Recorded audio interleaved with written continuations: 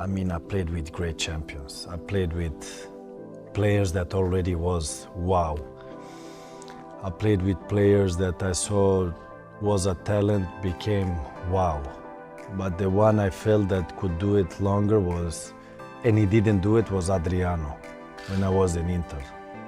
That for me was, when I came to Inter, the first thing I said to the president, I demand him to stay because he's the player I want to play with.